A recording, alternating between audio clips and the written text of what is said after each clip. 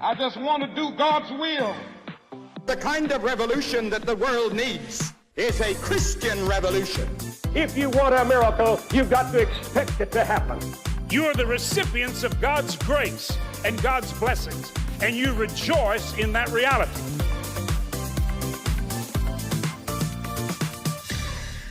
Welcome to Life Today Live. I'm Randy Robinson. You know, in the Bible, there's a couple of instances. Mark chapter 7, there's a case where Jesus takes a deaf man away from the crowd to heal him.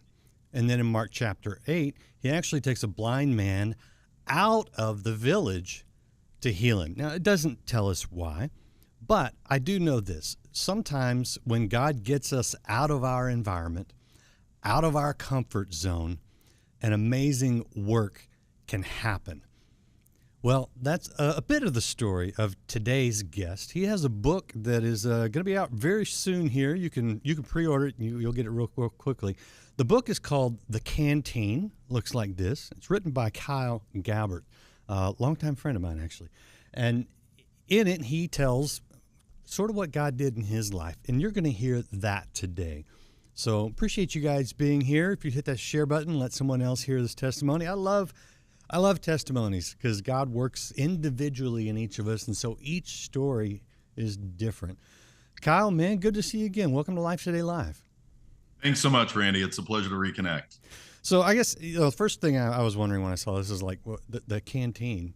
Like what is that? Is that like a reveal, or do we start with the title of the book? Yeah, no, it's a fair question. There is a bit of a reveal to it, but I can share some of it to give folks some perspective on where it's coming from. I had an opportunity when I was 19 to spend a month in Africa on a mission trip. And normally when you hear that a young man took a mission trip, you envision like 30 or 40 kids running around, staying in hotels. This was myself and a native translator backpacking into remote villages to share the gospel. I carried my gear on my back. I set up a tent each night on the ground. It was as raw as you can fathom. And there was a pivotal moment on a mountaintop where I was running desperately low on water, and I was relying on myself to be the provision to get me through that rather than relying on the Lord. I can imagine having camped in Angola in tents multiple nights, but we had great supplies there.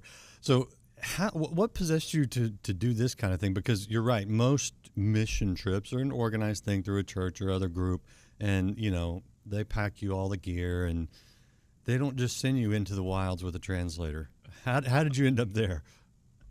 Yeah, it's funny. I think some of it was just hubris that landed me there. But there was a missionary, a South African gentleman. He'd actually fought in the Rhodesian Civil War years prior. He was a British guy, lived in South Africa, and was just very passionate about sharing the gospel, not only in South Africa, but also in neighboring countries, Zimbabwe and Mozambique. And our small little church in Fort Worth, Texas, supported him, and he would come back periodically and share about the work. And there was one day that he was back doing that, and I was asking a lot of questions, and he said, "You should join me." And I didn't know well enough to say no. So I packed my bags, took a bunch of malaria medication, and jumped out to see what would happen. All right, walk us through a bit of your trip there, because if you're writing a book about it, it's been a few years. Obviously, it changed your life. It really did, Randy. I did keep a journal every single day, so that helped. I did take pictures, and just to paint the picture a moment for the audience, when I say that I took pictures, what I mean was I came back with film. I dropped it off at Eckerd's. Yeah, right. 2 days later, they were ready. So I've got actual photos. And the book interleaves journal entries and photos from my time there. But to your original question, not a day goes by in the last 26, 27 years that I don't think about Africa and the things that the Lord showed me, the ways my faith was challenged, and the lessons that I now still carry with me today about truly relying on Him. So walk me through some of those, because I mean, I can talk about how it's changed my perspective on life drastically, Sure. as I know it does. But I'm curious, what impacted you? Oh, goodness. So a real simple example would be if I was to ask you, hey, do you want to go grab lunch tomorrow? And you're like, sure. How about we get some tacos? You go, oh, I'm not really in the mood for tacos. I had tacos yesterday, right? The abundance that we are constantly drowning in is hard to comprehend until you're in an environment where they have a staple food, where they literally make the exact same food day after day after day, because they see food purely as a functional element to kill the hunger pains. And we see it as a hobby and something where we should pursue and embrace variety for grins and giggles. I distinctly remember one day we were hitchhiking. We were in the back of a truck, and the guy that had given us a ride, I was curious, and I started asking him some questions. Turns out he owned a business. For Zimbabwean standards, he was very well to do. And I asked him, because I was just digging in and trying to understand more. I said, when was the last time you ate? And this was the middle of the afternoon, 3 or 4. And he had to pause and think about it and realized, I guess it was yesterday. Sometime yesterday was when I last ate. And so just that mindset, that shift in thinking about sustenance was one of about a dozen distinct lessons the Lord shared with me. Yeah, one of my early trips, I remember coming back and having seen, children who had nothing, no parents. It was an orphanage, and just watching the desperation, I think is the word that comes to mind, of people just trying to get by from day to day. And I was in a well-known coffee franchise here in the United States, and someone in front of me was just really upset that their coffee wasn't made exactly as they had ordered. They're, at the time it was only like $5. Now it's like $8, craft coffee. And I got no problem with that. I mean, I got my good coffee here. So, but I remember just thinking, how did we get here where we feel like we can be, unjustly treated because our coffee isn't exactly right? And it really, it's hard to express, and it made me angry at first, and then I had some other realizations where God kind of calmed me down. But we're blessed, and I am grateful for it. I don't think poverty's from God, but yet at the same time, we completely lose sight of the fact that we are dependent on Him every single day. You're absolutely right. And what a gift for you to have that realization early in life. Oh, for sure. And the way that I characterize it is that we live in the West in an illusion of self-sufficiency, right? We have this belief that the money that's in your bank account is because of your hard work. And the position that you're in professionally and socially is because of your skills and because of your determination and your effective networking and all of that. And we miss the point that the skills that we have, the family we were born into, the opportunities that we're given, every dollar that exists in the account is all because of Him. And over there, they don't have that illusion because there's a very clear connection. God sends rain, the crops grow, then we get to eat. And so it's obvious the role that God plays in providing for them. And the reality is, and I share this in the book, the same is true for us, Randy. We just don't recognize that God is reigning in our lives daily through every connection, through every relationship, through every opportunity. He is constantly sending rain on our proverbial crops, and we miss it every day. Yeah, we do. And that's, I think, it's a shame, Johnny Erickson Tada, you know who she is? Life as a quadriplegic in a wheelchair. And I can't remember what the question was, but I asked her something about, the suffering she's been through. Mm. And she said, I really don't view it that way. She said, I understand dependency. I depend on someone to get me out of bed. Depend on someone to get me dressed, to go to the restroom, to eat, all these things. She goes, but everyone else tends to think that they're self-sufficient, that they're independent. And she goes, and I know it's through these people that I am ultimately dependent on God. Wow. And she said, and I'm grateful for that. And I just went, what a perspective. Yeah, but the perspective wasn't just of her. It was, this is what we need to realize is what you realized at a young age. And when you get that, I mean, it changes your attitude about a lot of things. I'm curious, how has that impacted things in your life? Pride would be one, self-sufficiency we talked about, but also gratefulness. It's huge, right? And I'll take a simple phrase that often gets used, which is, I happen to be the one in my household that does the vocational work that ultimately results in money showing up in a bank account. Mm-hmm. We've got, as you may recall, 6 kiddos and an amazing wife, Tammy. But it's easy to use the phrase, "I'm the sole provider." Right? Yeah. And I get it. And at some level, that's true. But it so clouds the message of where the actual source is for any of the provision that happens in the household. Okay, so 6 kids and sole provider. So you're telling me your wife worked in the house, not outside the home. Okay, I get it. Same situation here. Sure. Have you ever had lean times in the bank account in your life? Oh, yes. I'd say, just going back to the pride thing, you could kind of chart on a map all the times that my pride peaks. Lean times follow shortly thereafter.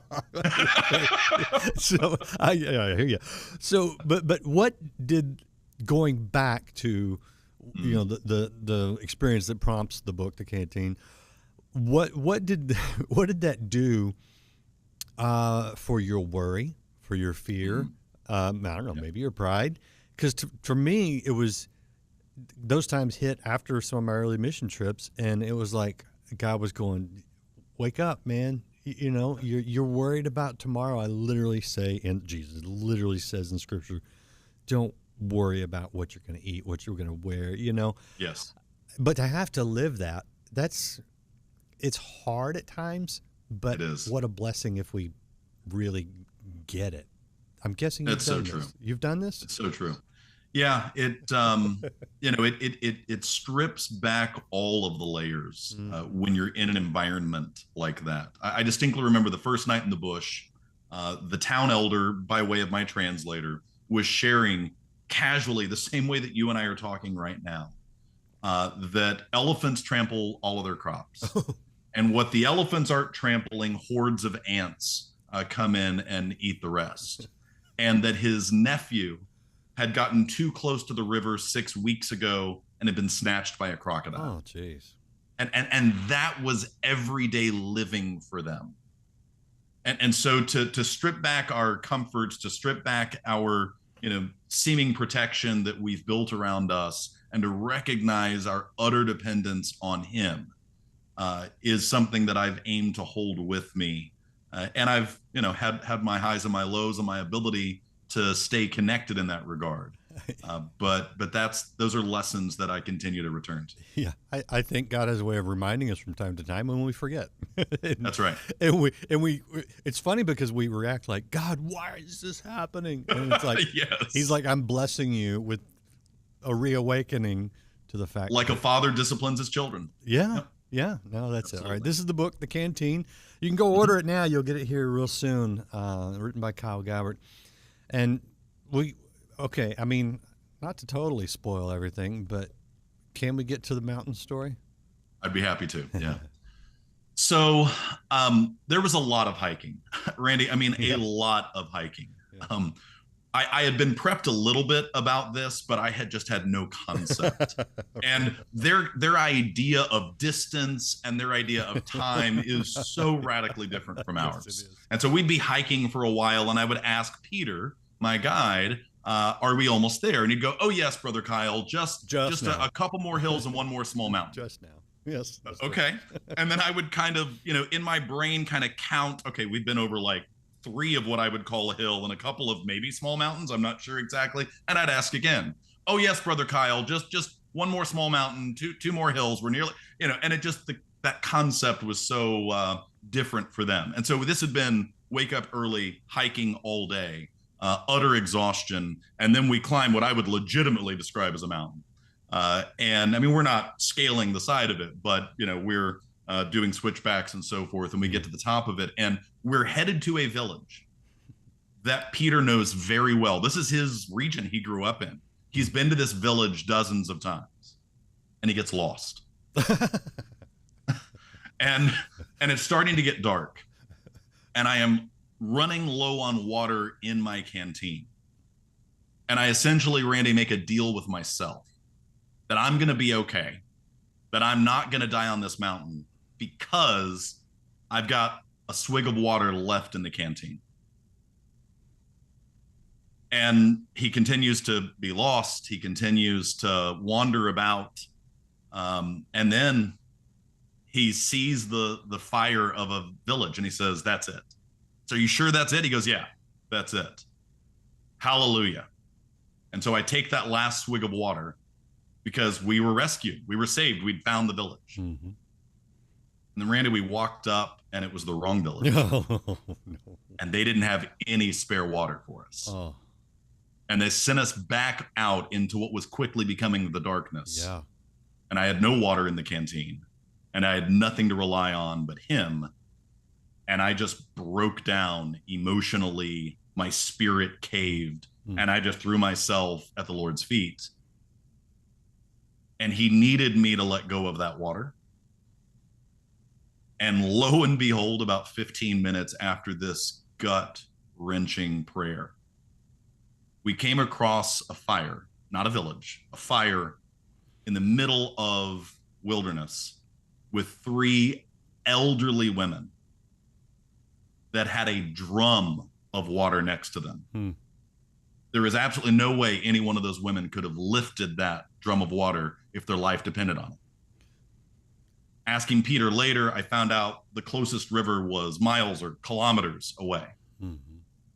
And in that culture, you don't leave women, much less elderly women, alone in the elements. Yeah. I am 100% convinced it was angels. And it was and they had a drum of water, and they gave us as much as we needed. We poured it over our heads. We refilled our canteens. We took time to sit by the fire and get refreshed and renewed. The Lord needed me to release what I was holding on to for my own salvation in order to receive his.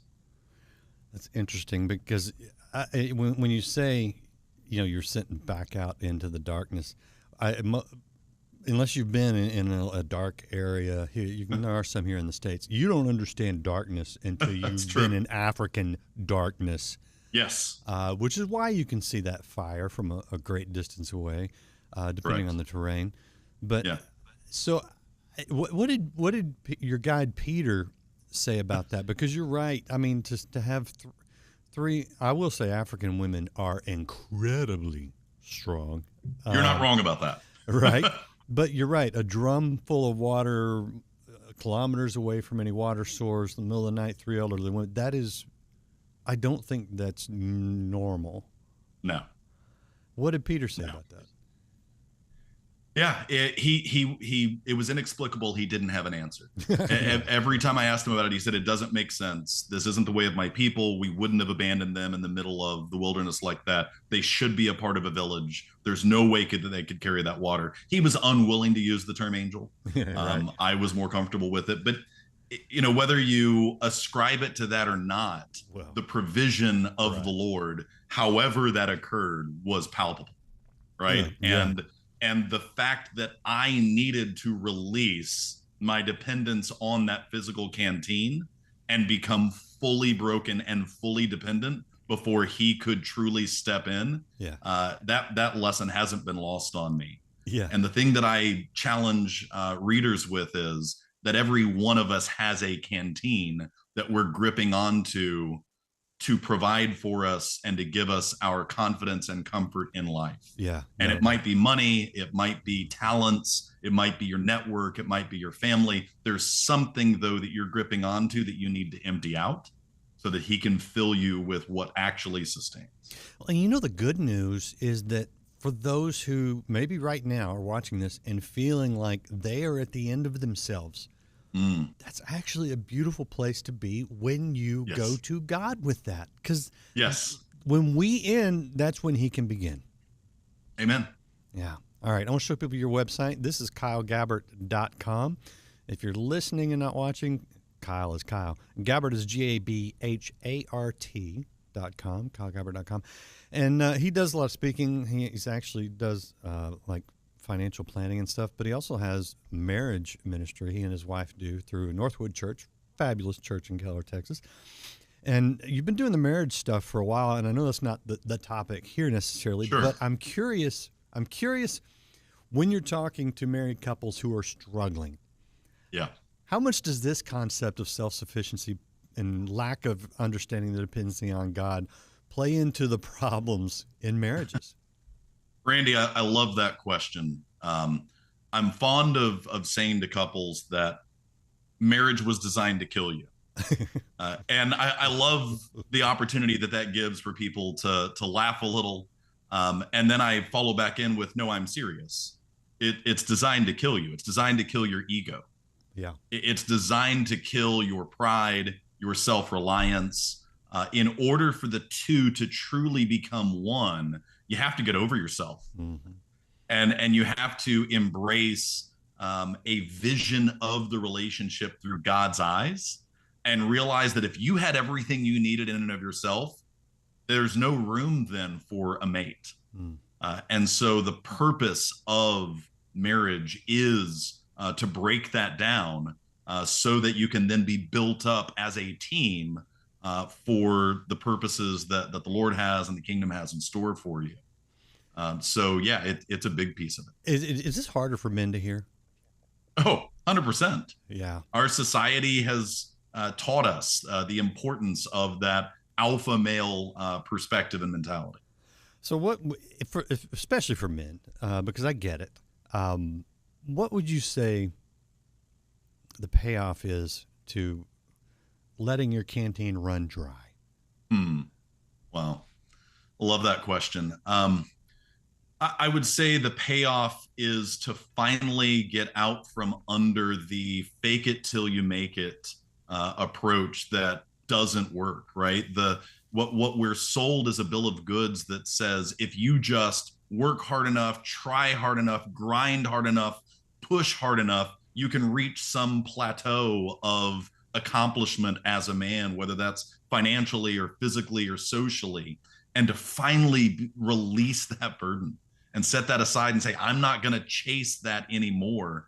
That is so freeing to be able to embrace instead this kingdom-centered view that says I'm enough just for being his son and not for anything that I achieve or accomplish. Yeah, you know, the interesting thing is we work hard for, to provide for our families and things like that. And the work ethic is good. But when you empty of yourself, sometimes actually God will cause you to work harder, but you understand that it's not, I'm not working for myself, or I'm obedient to God. I'm not generating all this out of my own. Instead, it's just a different perspective. So, I mean, on the outside, it can look very similar, a hardworking man, right? But the perspective inwardly and the understanding, and the key thing there is that you can be content, as Paul said, whether you have a lot in the bank or whether you have little in the bank. But also you understand that I'm good no matter what it looks like on the outside if I'm good on the inside, which is being obedient. and knowing that God is your source. So what a beautiful lesson. I appreciate you putting it in ways that people can understand, and into a nice little book that people can pick up. And it's a good read. It's an easy, I say easy read, and that can sound like an insult, but it's I know what you meant. It makes sense, right? And it's fun to read Yeah. too. You got a style. So last word to you. Where would you leave somebody who maybe they're at the end of this going, maybe God's trying to teach me something. I mean, you've kind of hit all the high points, but I don't know. Anything you want to add? Yeah, no, I appreciate the thought. Deuteronomy 8 is woven throughout the book, and it's really all about Moses recounting for the children of Israel right before entering the promised land what they've been through in the wilderness. And I think we can all relate to wandering through a wilderness. And Deuteronomy 8 provides a couple of levels of encouragement. One is that there is a promised land, that he has something in store for us. But secondly, there was a warning, there was a caution that Moses left the Israelites with. And it was that you're going to get into that promised land, and if you aren't careful, you're going to think that it's because of you. That the houses you're living in, the vineyards that you're enjoying, that all of the benefits of that land flowing with milk and honey are because of you.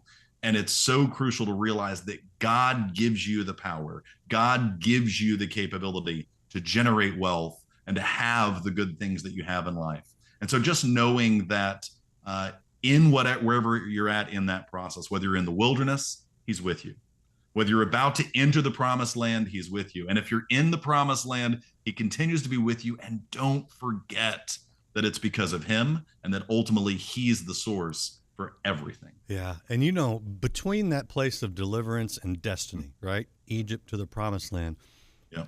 God put them in the desert where they had to gather manna every single day. It would only last 2 days on the weekend with the Sabbath, kind of thing. But the point was that he had to teach them dependency before they could ever get to the promised land. So that's true. what I hear you saying, man, is you got to learn that dependency. And that is so key. And God will leave us in that desert to teach us because he loves us. And that can be hard for us to see, but when you see it, yes, that's when you get to kind of cross that river, maybe, I think, and enter that promised land. So, and hopefully we figure it out earlier than 40 years that we can cross that river in tad soon. I know, right? What a great list. All right, man, I appreciate you. Thank you again. Appreciate you, everything Randy. that you do. Appreciate all you guys out there watching too. Hit that share button.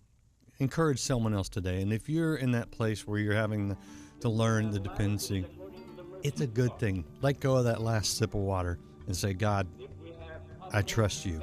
Promise you he'll take care of you. You can pick up the Canteen wherever you get books and come back. We'll see you again next time here on Life Today Live.